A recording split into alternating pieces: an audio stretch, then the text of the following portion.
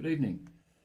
There have been some interesting reporting coming out about peace in Ukraine. This week, a African-led delegation travelled to Kiev, and then from Kiev on to Moscow, met with Zelensky in Kiev, and then went on and met with Vladimir Putin. And this delegation of African diplomats travelled there in an attempt to broker a peace deal between the two warring states. This group is led by Cyril Ramaphosa, the president of South Africa, and consisted of representatives from South Africa, Egypt, Senegal, Congo, Zambia, and Uganda. And they put together a 10-point proposal, which would include recognition of both Russia and Ukraine's sovereignty, and would look to ensure that grain supplies were continued out of the Odessa ports.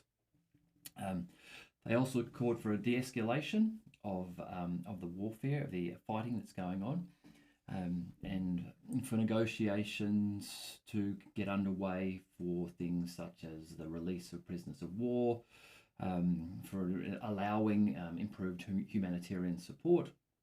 Obviously, in a war, in a conflict zone, it's difficult to get humanitarian support into areas that are still being contested and where the conflict is raging. I mean, it's difficult enough for medics of the Ukrainian forces to get in to attend their wounded, and similar for the Russians, let alone getting outsiders in to deal with either civilians or whatever the humanitarian crisis may be at the time. The part of the reason for the delegation travelling there was obviously to try to negotiate peace, but also to deal with the issue of grain and commodities flowing out of the Ukraine. The Ukraine conflict has caused a slowing down of that grain coming out of Ukraine over the last year, and this has led to a spike in food prices and commodity prices, and especially in Africa, as I've mentioned before. About 60% of the grain of the 30 million tonnes in the last year that has been shipped out of the Ukraine, about 60% of that travels to the underdeveloped nations, the other 40% moving to developed nations. The delegation has, actually the African Development Bank has stated that the conflict in Ukraine has been responsible for a shortfall of about 30 million tonnes of grain on the continent. So that's a considerable amount of grain. As we know, President Putin has been threatening to pull out of the grain deal. At the present time, Russia has control of the Black Sea, and the Russian Black Sea fleet have placed embargoes upon all of the ports, the Ukrainian ports in that area. The Black Sea grain deal or grain agreement has been agreed between the Ukraine and Russia with help from Turkey, and it sees the operation of 3 ports in Odessa remaining unblocked and unembargoed. The Russians have agreed to not blockade those 3 ports, and this is allowing Ukrainian grain and other products to flow out of the area. So this is one of the concerns of the African delegation travelling there, along with trying to negotiate a peace deal. One thing that was very interesting in this meeting was that during the televised component of the meeting, President Putin unveiled a previously secret negotiation document, and this document related to the peace talks that occurred last March in Ukraine. So while many people are aware of this, many people aren't aware of the fact that actually just days after the special military operation started in February of 2022, Ukraine and the Russians entered into a round of peace negotiations. Now, these negotiations extended over some months, but really the period of time during March and April was the most crucial time. And during that period of time, they had, it seems now has been released by Putin, they had actually proceeded to the point where they had effectively agreed upon a peace deal. I've got some highlights of it. This was actually reported at the time in an RT article. The title of the article is Highlights from Russia-Ukraine Peace Talks in Turkey. So the Turkish talks, or these are known as the Istanbul peace talks, occurred after around a number of earlier rounds in Ukraine, in Belarus. So the subheading of this article is that after a month of hostilities, Kiev has come up with a written proposal for what it wants from a peace treaty. And so clearly we can see that Kiev and Ukraine had proceeded to a point where they had drawn out what they would like to see in a peace deal, and Russia was actively negotiating with them. Some of the highlights of what was announced as being part of the negotiations was that there would be no military blocs, and yet Ukraine would become a non-nuclear state. So in the proposal, Ukraine pledged not to join any military alliance. So this effectively would have been a request from Russia that Ukraine not join NATO, that Ukraine would not host foreign military bases or foreign troops. So again, as Vladimir Putin has stated for many years now, Ukraine being a neutral country between it and the West is something which they see as a requirement for a stable Europe. And one of the red lines that Putin has talked about has been NATO expansionism, moving foreign troops and foreign weapons into Ukraine. So part of the agreement here, which it appears that Ukraine had got to the point of agreeing to, was that they wouldn't enter any military alliance and wouldn't enter NATO, and they would not host foreign military bases or troops. Even military exercises carried out by the Ukrainian army would require a prior approval from the guarantors. So there were a number of nations that were considered as possibly being security guarantors, Turkey, Russia, and some others, over this deal. Kiev pledged that they would not seek to obtain weapons of mass destruction, including nuclear weapons. But in return, Ukraine wants Russia to not object to Ukraine joining the EU one day. Now, some other highlights area here was that the offensive would be scaled down. And now this ties into something which Putin mentioned, which was the withdrawal of the Russian military forces from Kiev in March of 2022. Now, in the West, there's been a lot of talk of how Russia made a failed attempt on Kiev. This is an interesting point. The number of troops that were sent there certainly weren't enough to capture and hold Kiev. It does seem as though the troops were sent there as a show of force, as a threat to say, look, we can put troops in Kiev if we want to. However, just after these peace talks seem to have been agreed to in March, those forces were removed. They retreated from Kiev. Now, again, in the West, there's a lot of commentary saying that they were beaten back. However, that doesn't seem to be the case. There are articles from the time indicating that in just the days prior to the Russian forces retreating from Kiev, there were large numbers, in the hundreds, of Ukrainian soldiers captured in the Kiev region. However, so I don't think it's accurate to state that the Russians were beaten back out of Kiev. Also, there was no way that those troops were going to take Kiev. So for Putin, it may have been fortuitous that he was able to retreat because the threat had been made. Apparently it had worked in that it had brought Ukraine to the negotiating table, and it looks as though the negotiations were going to proceed.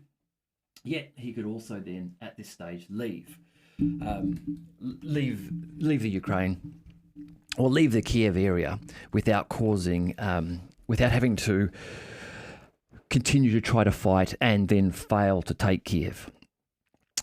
So part of the agreement was that Russian offensive would be scaled down. The notes were that an immediate practical effect of the talks will be a de-escalation of military activities in some parts of Ukraine. In particular, it pledged to dramatically reduce its operations near the cities of Chernigov and the capital Kiev, which is what was seen to have happened. Some areas there in the reporting from the time, there weren't clear resolutions for some topics. The Crimea and the Donbass still remained unresolved. Kiev offered a 15-year moratorium on the Crimea, where there would be negotiations during that time to determine its fate, and that both sides would agree not to use military force to resolve this.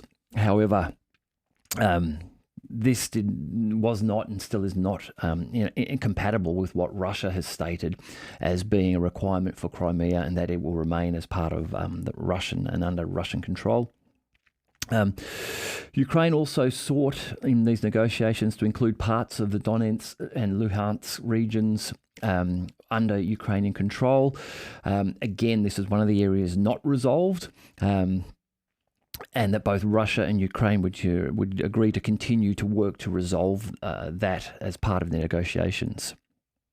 There was also a planned Zelensky and Putin meeting scheduled to occur shortly after these, and there even seemed to be progress at the time on the likelihood of that happening. Originally, the Russians had said that no meeting would occur until the negotiations had completed, and that was all drawn up and agreed to. However, at this in these later negotiation meetings, Russians agreed that they would allow a meeting with Zelensky and Putin to go on before the negotiations had completed. So, by all reports, in March of 2022, it looked as though Ukraine and Russia had almost negotiated themselves to a peace settlement and the end of fighting. Just want to step back a little bit to what Putin had announced, or what he had released at this meeting with the African leaders delegation just this week. There were some people who had been able to capture some images of some of the notes that Putin had, and some of the details here of one of the documents seem to indicate that Russia and Ukraine were negotiating things like troop numbers. Some of the items in here: the number of tanks to be allowed, the number of armoured fighting vehicles, the number of artillery pieces, mortars, the number of man-pads, the number of support aircraft, and the number of combat troops or soldiers to be allowed in the Ukrainian army, and the numbers of the National Guard. Now, the numbers that the Ukrainians were asking for, the Russians were negotiating very firmly at much lower numbers. So while the Ukrainians were asking for hundreds of combat aircraft, the Russians had suggested a figure of 102. While they were talking many tanks, over 800 tanks, the Russians were negotiating at a starting point of 342 tanks. So we can see that while there was negotiation underway, still it wasn't something that was going to be all resolved at that point in time. However, so this was happening in March and into early April. However, in early April of 2022, these plans seem to have been scuppered, and that reportedly was due to a trip to Kiev on the 9th of April by the British Prime Minister, or the then British Prime Minister, Boris Johnson, who reportedly told Zelensky that Putin is a war criminal, he should be pressured, not negotiated with. And this point, which I think this point is a very important one, is that even if Ukraine is ready to sign some agreement on guarantees with Putin, that they are not, with the they being the British, the UK military, and the Americans and the wider Western NATO. Now, only just 3 days after this had happened, this conversation between Boris Johnson and Kiev with Vladimir Zelensky, only 3 days after that, the Russian President Putin announced that the negotiations had turned into a dead end. Shortly after that, other relationships between Moscow and Kiev deteriorated, and shortly thereafter, according to Fiona Hill and Angela Stent, who are writing the Foreign Affairs, this is later in September, that US officials they spoke to said Russian and Ukraine had appeared to have tentatively agreed on the outlines of a negotiated interim settlement, whereby the Russian forces would withdraw to the pre-invasion line and Ukraine would commit not to seek to join NATO in exchange. So this is very, very important, and I think needs to be made well aware, or people need to be well aware of this, is that while now there are African delegations and a number of different people making attempts to try to negotiate some peace settlement, the peace settlement was there, and it appears as though there may even have been pen to ink in March, as early as March, before all of this fighting had gone on. However, as we can see in April, Boris Johnson's intervention and basically saying to Zelensky that we're not ready to negotiate. Even if you are, you've got a choice. You can negotiate a peace settlement with Putin, or you can side with us. Now, Zelensky seems to have sided with the option offered by Boris Johnson, where they would receive, the war-winning weapons. They would get NATO support. They would enter NATO. And shortly after the meeting on the 9th, in late April 2022, vast numbers of Western precision weapons entered into Ukraine. We see HIMARS weapons and things like this turning up there. So the Ukrainians are then moving beyond the man-pads, and Stingers they'd been issued, now with HIMARS and long-range weapons. So the Istanbul Agreement and its sudden failure will go down in history as being perhaps one of the largest missed opportunities in this entire conflict. It seems as though we were a whisker away from having peace and having avoided all of this conflict and all of the ramifications of that. The reduced amount of grain travelling out to the developing nations of the world, the impact upon the German economy and the increased German deindustrialisation that seems to be led from this energy crisis they're working their way through. This reported beefing up of the Russian military. And Putin himself this week has just spoken how the special military operation has led to the Russian military cleaning house, getting rid of these wooden generals, ones that are no use, good generals on paper, but when it comes to battle time, no good. We've got many reports now of the Russian military industrial complex just being wound right up to top speed with armaments, artillery factories operating around the clock, and large numbers of artillery shells and missiles and tanks and aircraft now being reportedly turned out at increasingly large numbers in Russia. Again, all of this could have been avoided, it seems. But I guess Zelensky put in a position where he has, and this is as Simplicius the Thinker has noted in a really, really good article on this today, that Zelensky may have seen the possibility of being the one to defeat Russia. Where Napoleon and Hitler had failed, perhaps Zelensky could win with the support of NATO. And that seems to be the path that was chosen. Now, one interesting point here, I don't want to go into detail with this, and I don't want everyone to go flaming in the comments about this, but there are reports that from this time, one of the factors that may have also led to the Ukrainians pulling out of the deal is information and reporting around the Bucha massacre. So this is an event that occurred in Bucha during a period of time where both the Russian paratroopers were in Bucha and then the Ukrainian SBU were in Ukraine. And somewhere, depending on whose reporting you read, somewhere between 150 to 450 civilians were tortured, raped, murdered in the town of Bucha. I'm not going to go into detail about what happened or who did this. Let's just say that there are conflicting reports, that there is interesting reports indicating that when the Russian paratroopers moved out of the town, immediately after that, they were followed by the Ukrainian SBU, and that it wasn't until 4 days after the SBU were there that the announcements of these murders and the finds of these bodies were announced.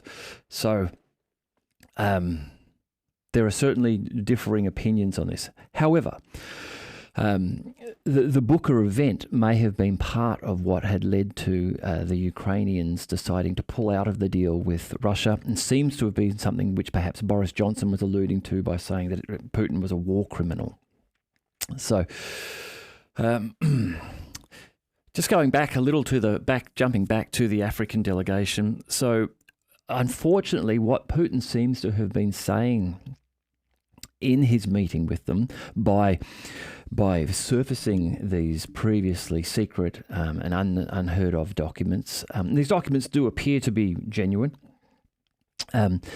He almost seems to be saying that the opportunity for peace and the peace negotiations that the Africans may be looking for now won't proceed, in that the opportunity was there last March and that the Russians were entering into those negotiations honestly, and that they now feel that they were tricked and that they won't be tricked again. Lavrov commented back at the time that the geography for peace had changed. And it seems that has now happened. So, what is next? If we've missed the best chance that we've had, it seems now that the opportunity for peace may be slipping further and further from our grasp, and we may be entering a phase where peace negotiations will only come about once we reach the situation where one of the two sides in this conflict are beaten to a point where they have to effectively surrender and they will have to accept the terms of the other. We've currently got reporting going on of Kiev sending more troops to the Belarus border. This is an escalation in that area. There is reporting of NATO increasing its ready force from 40,000 troops to 300,000 troops, and that it needs to be strengthening its eastern borders. So this would seem to indicate that some sort of a NATO mobilization will be underway if it's not already, and that those troops will be pushing themselves eastwards into Poland and Germany and Romania and these areas to be lined up on the Ukrainian border. So we may be a long way from peace. But look, let's just wait and see, and let's hope, I guess, that there is some other way out, that we get to an opportunity to achieve peace before NATO becomes involved, because if that is the case, then this conflict is likely to extend for years. The reporting out of the West is that they are struggling to produce the number of shells and artillery of 155mm shells for the Ukrainians, yet they will be gearing up if NATO is going to moving into this conflict as NATO, and there's many reports coming on now that could be something that perhaps Zelensky may look towards. There may be a false flag event if the Ukrainians continue to suffer, as they seem to over the past 2 weeks in their offensive. Russia is rapidly increasing its production capability in the military area, so this may go on for years. Let's hope that it doesn't, and that somehow we can find a way to peace.